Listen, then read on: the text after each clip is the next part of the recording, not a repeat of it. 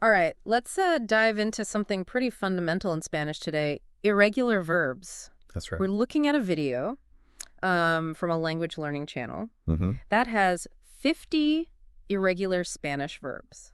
Now, you might be thinking irregular verbs, that sounds like a lot.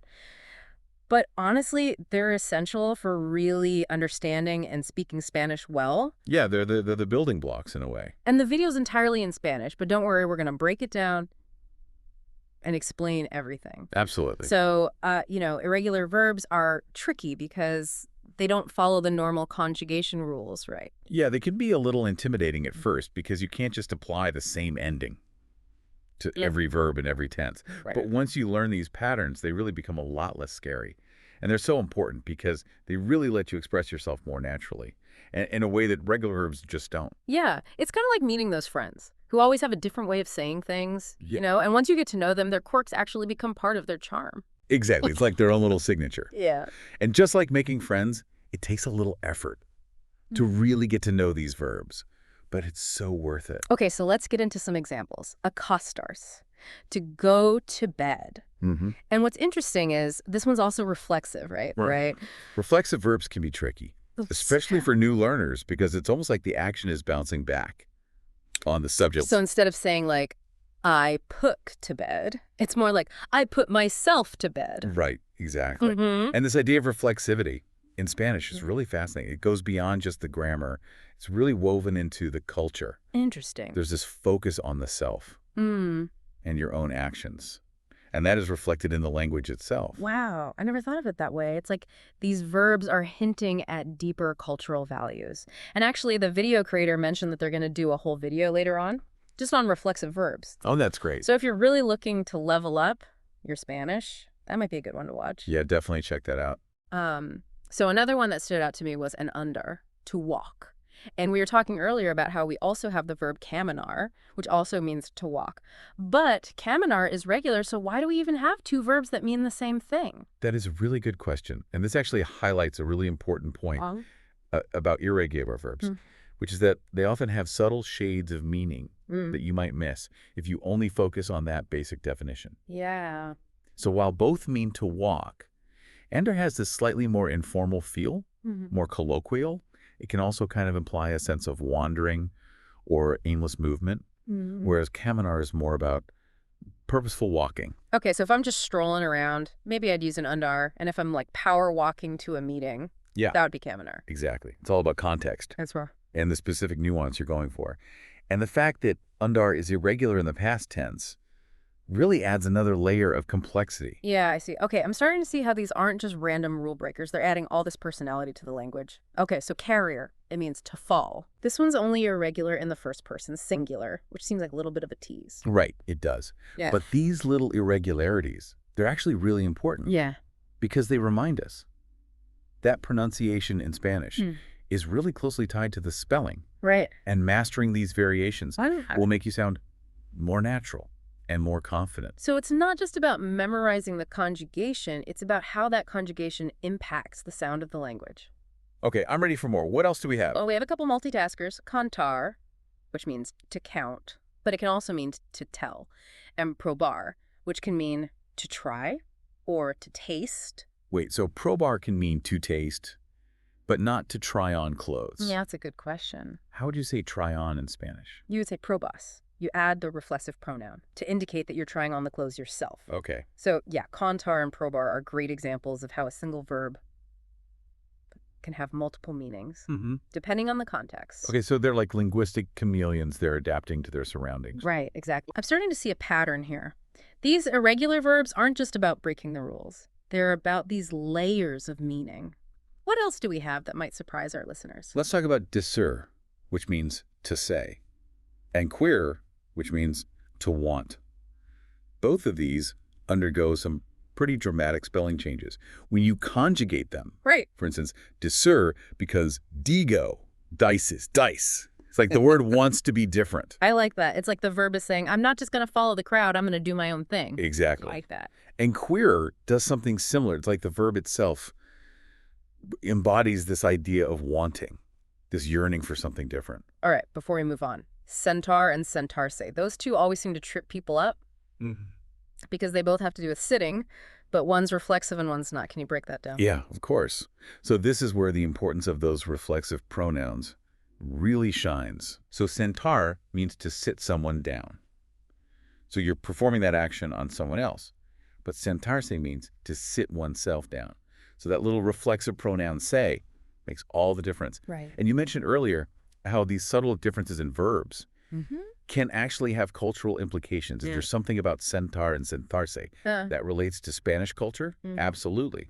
In many Spanish-speaking cultures, offering someone a seat is a sign of respect, especially to elders or to guests. So using the correct verb, when offering someone a seat, it's not just about grammar. It's about showing courtesy, showing consideration. That's really interesting. It's like these tiny grammatical details can really unlock a whole world of cultural understanding. I don't know about you, but I'm feeling a lot more confident tackling these irregular verbs now that we're seeing the patterns and the purpose behind them. Me too. And remember, this is just the beginning. We still have a lot more verbs to explore, each with their own unique personality and story to tell. All right, can't wait. Okay, let's keep going with these irregular verbs. We have dormir, which means to sleep. Dormir, the verb that's probably on everyone's mind a little more often than they'd like to admit. Yeah. But it makes me think, do irregular verbs ever sleep, or are they always up to their grammatical antics? That's a funny way to think about it. Yeah. But it actually brings up an interesting point. While dormir has some irregular forms, it does follow a pretty common stem-changing pattern. So it's almost like it's getting a bit of rest compared to some of the more radically irregular verbs. Okay, so even in irregularity, there are degrees of rebellion. Right. Makes sense. If every verb was wildly irregular, it would be impossible to learn. Exactly. The brain craves patterns, even when it comes to things that seem random.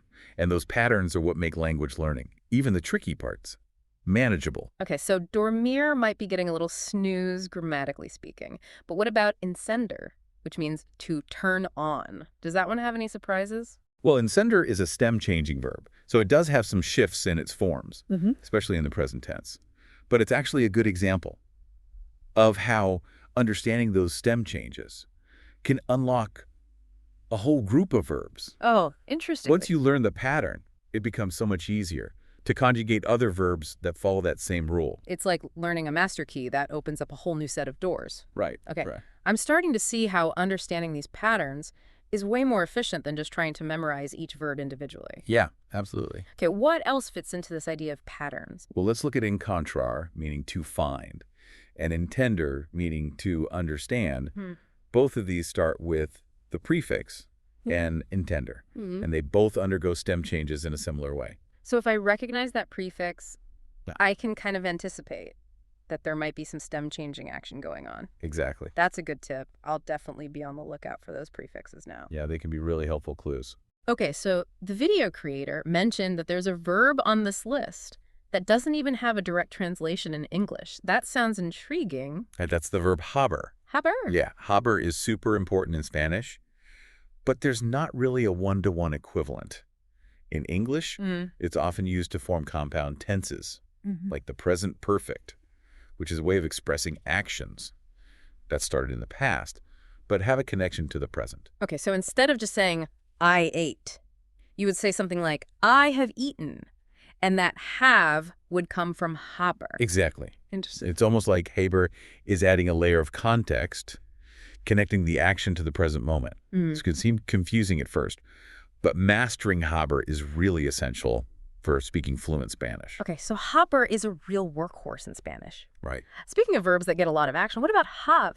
To do or to make? I feel like I use that one all the time. Yeah, haber is so versatile. It's one of those verbs that pops up in all kinds of situations, and it is irregular with some unique forms that you just have to kind of learn by heart. Okay, so no shortcuts there. Just got to roll up my sleeves and memorize. Well, memorization is part of it, but remember, it's also about understanding the context and how the verb is used in different situations.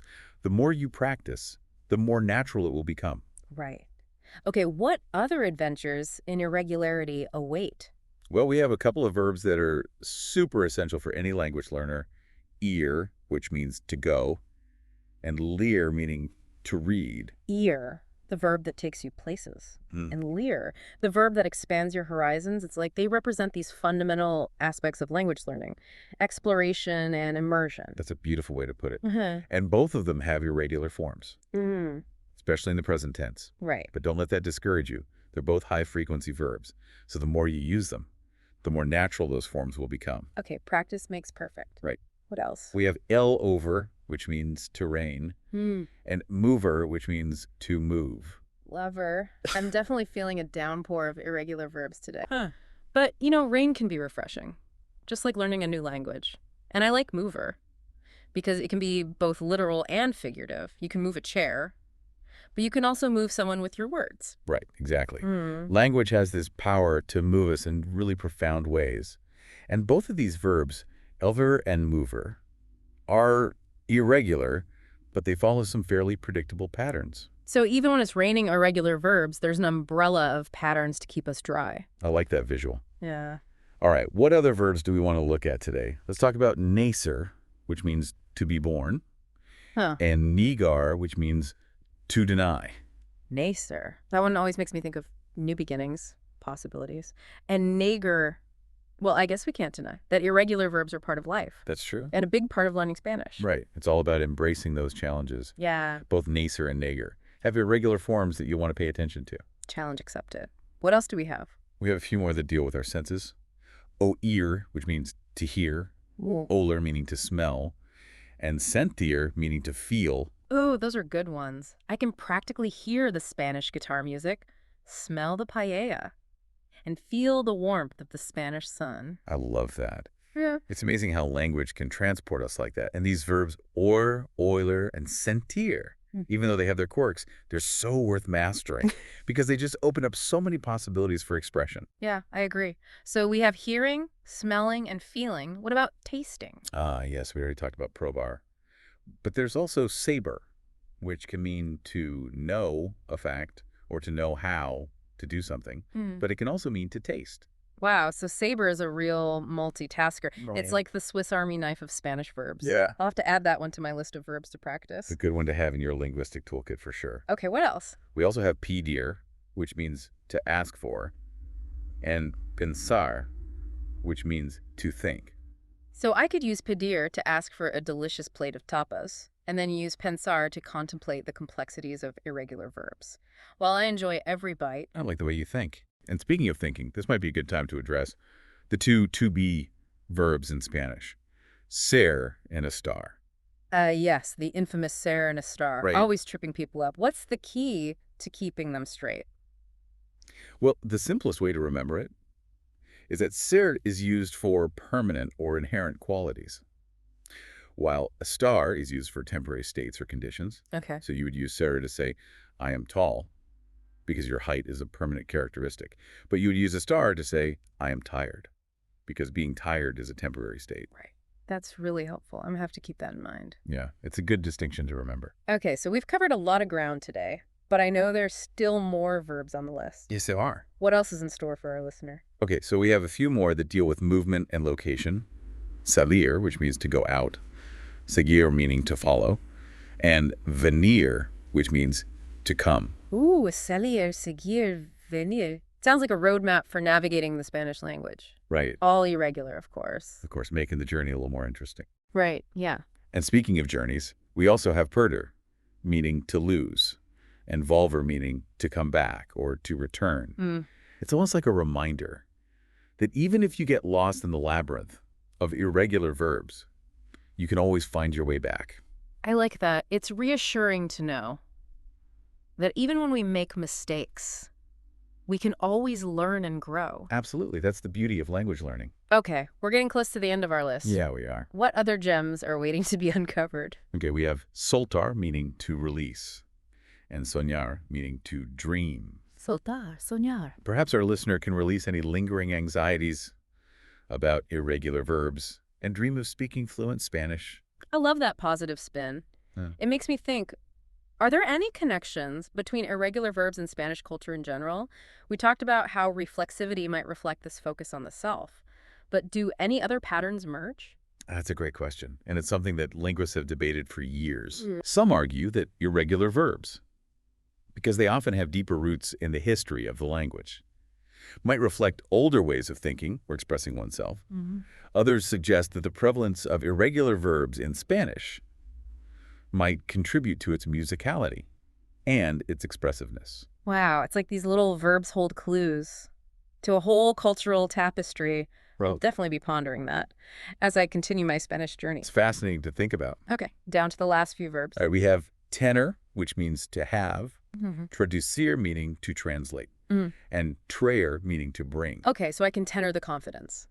To traducir Spanish texts and traer my newfound fluency to every conversation. Exactly. And remember, fluency isn't about perfection. It's about embracing the journey and enjoying the process. Very well said. Okay, I think we've covered all 50 verbs. We did it. I don't know about you, but I'm feeling pretty accomplished. Yeah, me too. I hope our listener feels the same. Mm. And remember, these verbs may seem daunting at first, but with practice and a little bit of curiosity, you can definitely master them and unlock a whole new level of fluency.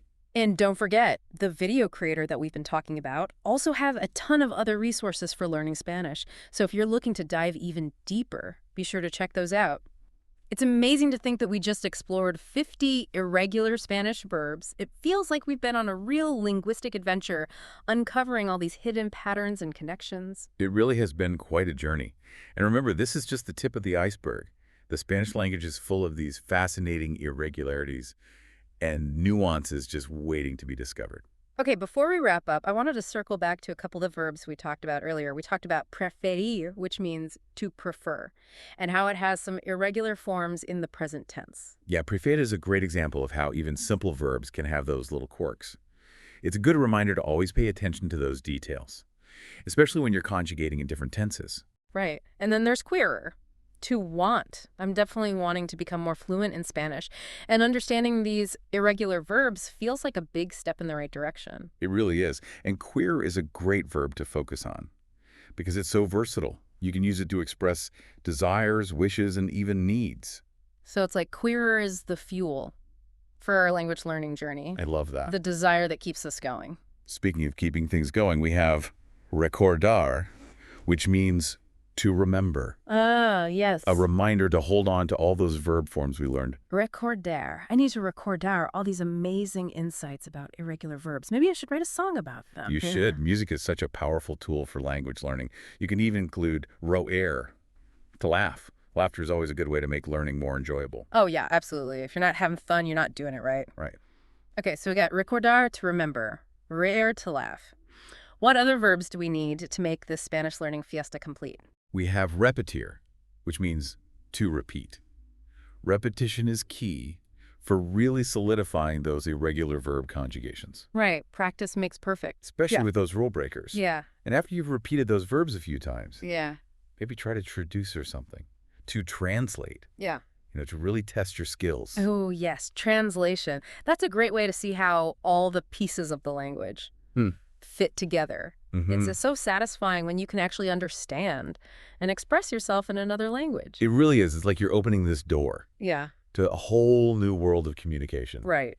Okay, so we've covered so much today. We talked about patterns, exceptions, cultural insights, all related to these 50 irregular verbs. But what's one key takeaway you hope our listener will remember? That's a good question. I think the most important thing is that irregular verbs, while they can be challenging, they're also incredibly rewarding to learn. Yeah. Add this depth and nuance, even a little bit of poetry to the Spanish language. So embrace the challenge. Be patient with yourself. And most importantly, have fun with the process. I love that. Couldn't have said it better myself. So thank you for joining us today on this deep dive into the world of irregular Spanish verbs. It was my pleasure. And to our listener, I'll leave you with this final thought.